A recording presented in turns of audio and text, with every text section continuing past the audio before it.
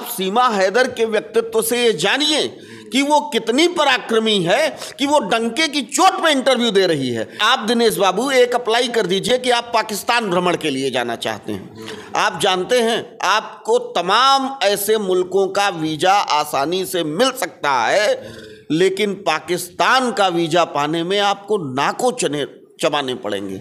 Electronic equipment से वो सब चलाना जानती है। आपको क्या ये इशारा नहीं मिल रहा है कि वो कहीं ना कहीं से ट्रेंड है?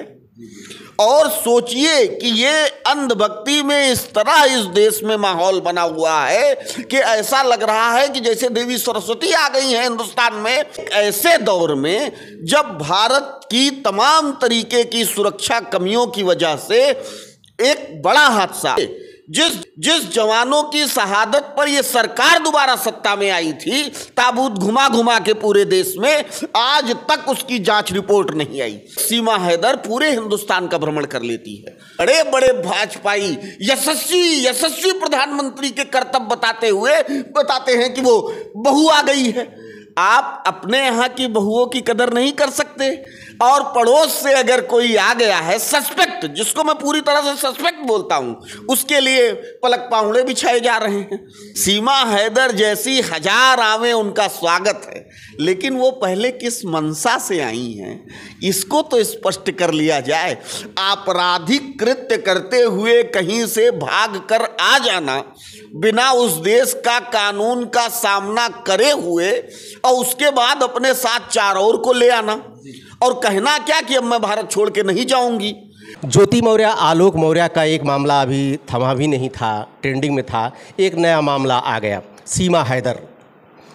सीमा हैदर जी भारत में प्रवेश कर चुकी हैं अपने प्रेमी के साथ, और यहाँ पर इस समय मामला पूरी मीडिया में, पूरा भारतवर्ष में इसमें ट्रेंडिंग है।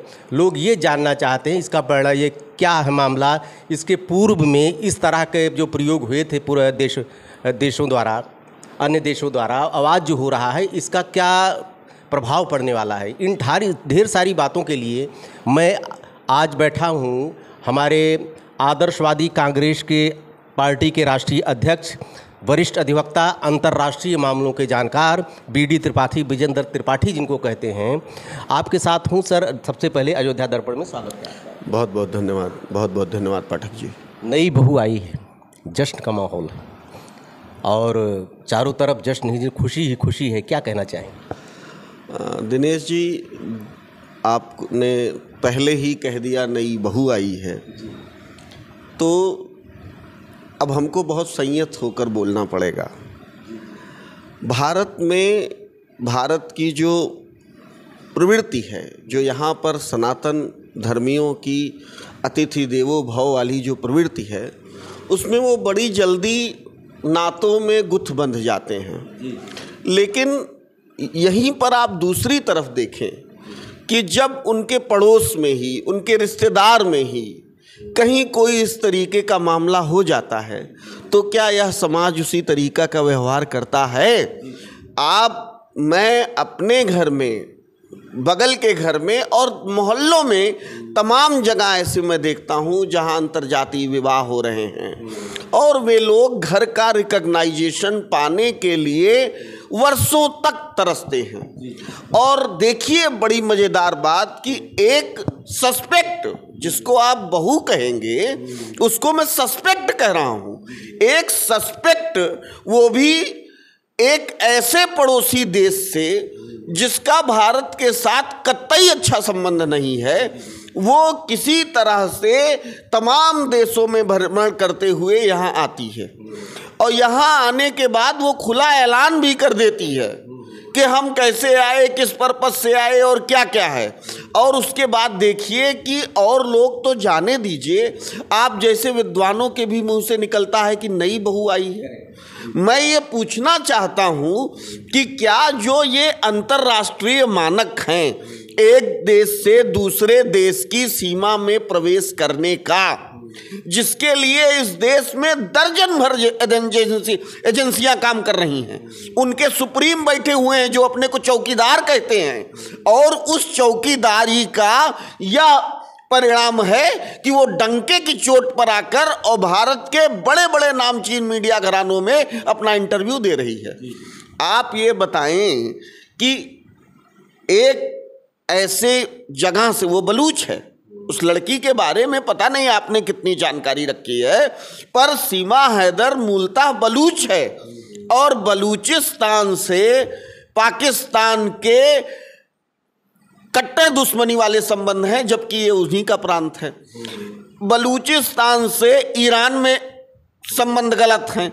बलूचिस्तान से बलूची जहाँ जहाँ भी रहते हैं वे एक प्रमुख धारा के बनने के वाले आदमी होते हैं और एक मजबूत व्यक्तित्व होता है उनका।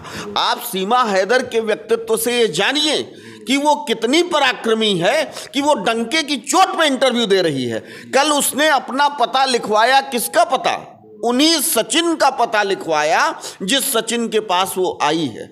मैं ये कहना चाहता हूं मेरे मित्र कि जब किसी देश का वीजा, अभी आप दिनेश बाबू एक अप्लाई कर दीजिए कि आप पाकिस्तान भ्रमण के लिए जाना चाहते हैं। आप जानते हैं आपको तमाम ऐसे मुल्कों का वीजा आसानी से मिल सकता है, लेकिन पाकिस्तान का वीजा पाने में आपको नाकों चबाने पड़ेंगे।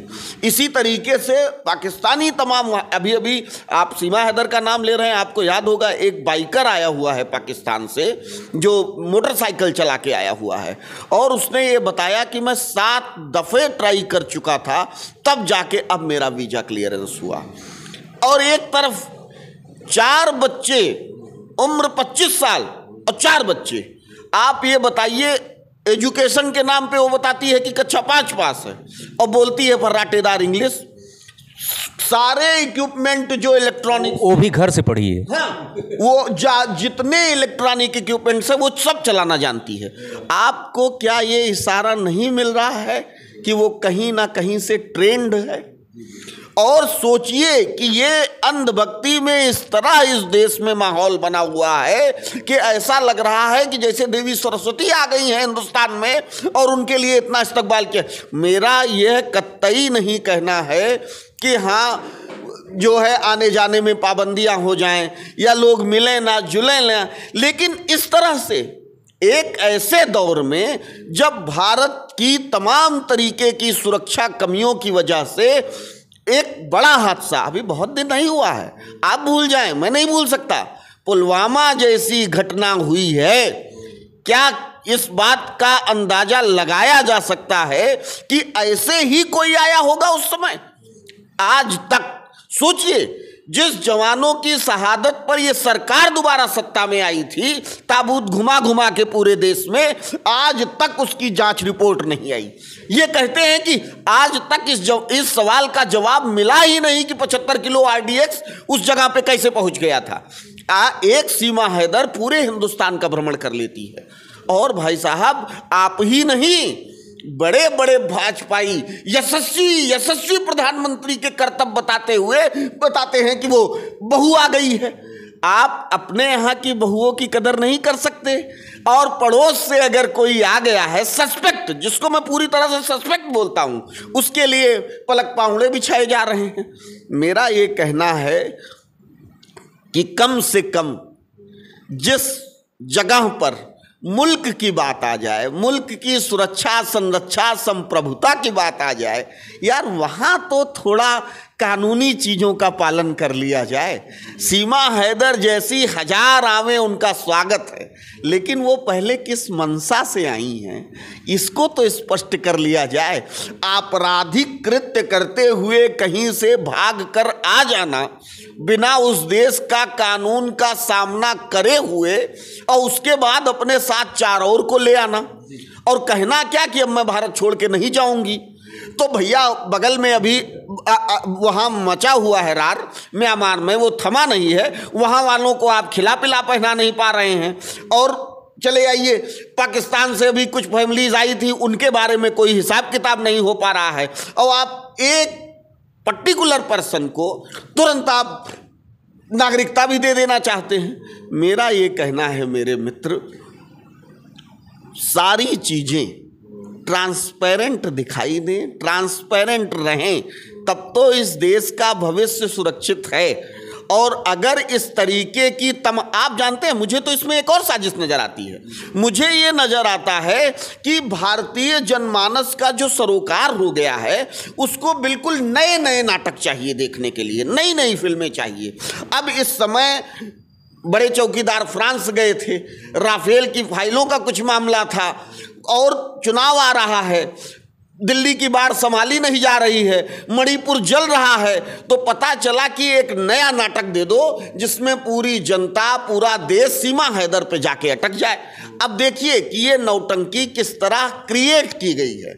मैं आपको कह रहा हूं दिनेश जी, और आज ही इस बात को नोट कर लीजिएगा अपने यहाँ डायरी में, गिनती के 3 महीने 90 दिन के अंदर सीमा हैदर की वापसी हो जाएगी हिंदुस्तान से।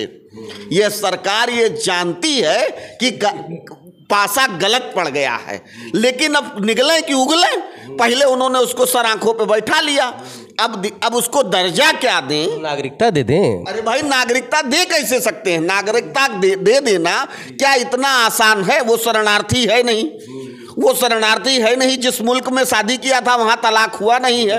नागरिकता दे दे तो उन बच्चों का क्या होगा जो सुनते हैं कि उसके साथ आए हैं? हालांकि किसी में प्यार अंधा होता है, प्यार क्या जाने, ये तो पचड़ेबाजी आप जाने, आप राजनीतिक जाने, हम देश प्रधानमंत्री जाने, मुख्यमंत्री जाने, प्यार तो अंधा होता है ना।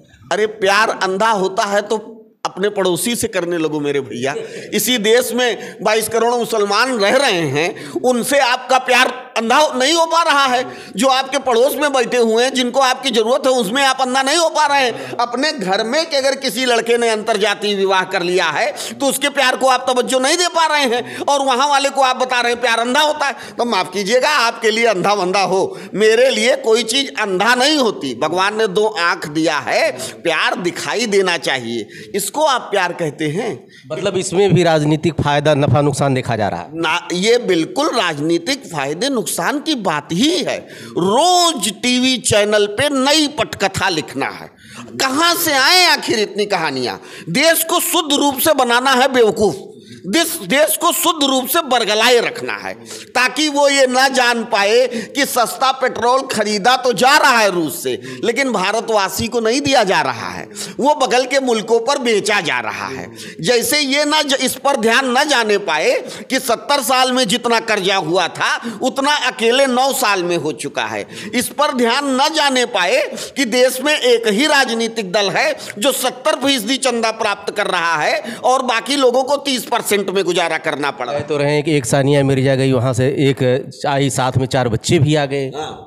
अरे सानिया मिर्जा गई, आप उतनी दूर क्यों जा रहे हैं? सानिया का मामला तो पुराना हो चुका है। वो तो खिलाड़ी थी, अंतर्राष्ट्रीय स्तर पर खेलती थी। अगर मान लीजिए उसका किसी से अफेयर बन गया, चली गई, आ गई, वो एक गैर जरूरी मामला है। आप अभी आप सीमा हैदर को तो बहुत तवज्जो दे रहे हैं। एकदम जस्ट इसी तरीके का एक मामला पाकिस्तान में भी हुआ है। कहिए तो मैं उसकी भी स्क्रिप्ट आपको भेज दूं। वे भी लोग वहां पे बहू कर रहे हैं कि तुम एक लिए थे, हम एक ले लिए। मेरे ये कहने का मतलब है, मेरे मित्र, देखो, इसको आप किसी मानवीयता के धरातल पर तौलने की कोशिश मत कीजिए। एक ऐसी लड़की जो पूरी तरह से ट्रेंड फाइटर अपने व्यक्तित्व से भी नजर आ रही है, और आप उसको इस देश के सारी सुरक्षा चीज़ों को धता बताते हुए अडॉप्ट कर ले रहे हैं। क्या आप उस पर 10, 20, 50 साल या जब तक उसकी लाइफ रहेगी आप उस पर मॉनिटरिंग रख पाएंगे कि वो कहाँ कर रही है, क्या कर रही है, कौन सी ऐसे नुकसान फायदे के? कब तक आप उसको आजमाएंगे कि हाँ वो आपके देश के प्रति बड़ी? क्या करना चाहिए फिर? क्या करना चाहिए? आ गई 4 बच्चों को लेकर, आखिर जाए तो कहाँ जाए? उसके लिए क्या मेरे मित्र, वो नेपाल के रास्ते आई है, बहुत ईमानदारी की बात है। और सुन रहे हैं कि उसके पास कुछ पासपोर्ट्स वगैरह भी हैं। जिस जगह के जो पासपोर्ट उसका लेटेस्ट हो, पासपोर्ट जारी करने की भाई साहब डेट होती है, उस पर जो लेटेस्ट पासपोर्ट जारी करने वाला देश हो उसको तलब कर ले, उसके राजदूत को, उसको हैंड ओवर करें कि इसको अपने यहाँ पहले करो, रिकॉग्नाइज करो, देन मेरे यहाँ भेजो। आपके यहाँ का जो मुन्ना है जी, आपके यहाँ का भी तो एक है, उसके क्या नाम, सचिन। हाँ, सचिन के बारे में आपके ऐसा है मेरे दोस्त, मैंने शुरू में ही आपको कह दिया कि अपने घर भाइयों भतीजों को हम लोग कुछ कहीं सुन नहीं पा रहे हैं। सचिन ऐसी कौन सी शख्सियत हैं जिस पर बहुत बात की जाए? क्या उन पर बात करने लायक है? क्लास में हम लोग पढ़ते थे, तमाम लड़के लड़कियां आपस में एक दूसरे से इन्वॉल्व हो जाते थे, तो क्या हम उनको बड़ा महामानव मान ले कि नहीं ये हीर पैदा हुआ है, अवतार है रांझा का? अरे उनको इस मुल्क में कोई और नहीं दिखाई दे रहा था। अच्छा मान लीजिए हो भी गया, तो क्या वो ये पेचीदगियां नहीं समझते थे कि ये बात दो मुल्कों की है, ये दो व्यक्तियों, आप इसको दो व्यक्तियों की बात मत बनाइए, ये दो मुल्कों की बात है। और दो अगर जब मुल्कों की बात है तो मुल्क पर जो कानून लागू होते हैं उसका अनुपालन जरूरी हो जाता है। मेरी ना सीमा हैदर से कोई दुश्मनी है, ना मैं सचिन का बहुत खास हूँ। मेरा मानना ये है कि जो कानून है, भारत में एक व्यवस्था है, उस व्यवस्था के तहत ये सारे फैसले लिए जाने चाहिए। मैं ये कह रहा हूँ, जब मैं इस बात का निदान, आपने कहा क्या किया जाए? अरे क्या किया जाए? उसके पासपोर्ट्स का इंक्वायरी कराओ, राजदूत को बुलाओ, उसको हैंडओवर करो कि भाई इसको ले जाओ तुम, और कोई और उसके बाद थ्रो प्रॉपर वे, कानून का पालन करते हुए 2000 सीमा हैदर आवे, सबका स्वागत है। लेकिन गैर कानूनी तरह से, गैर कानूनी कृत्य को अंजाम देकर आप आएंगे तो हम आपको सस्पेक्ट ही मानेंगे, हम आपको व्यक्ति नहीं मान सकते। हाँ, आप हैं बीडी त्रिपाठी जी, आपका कहना है कि जिस रास्ते से आई हैं उनके पास 4 पासपोर्ट है, वीज़ा है, अपना उसकी जांच करते हुए उनको उन एजेंसियों को सौंप दें और वो जाएं अपने घर। और ये भी कहना है कि 2000 सीमा हैदर आवें, लेकिन कानून के दायरे में, कानून का पालन हो। ढेर सारी शुभकामना आपको, आपने टाइम दिया, धन्यवाद। धन्यवाद दिनेश जी, धन्यवाद।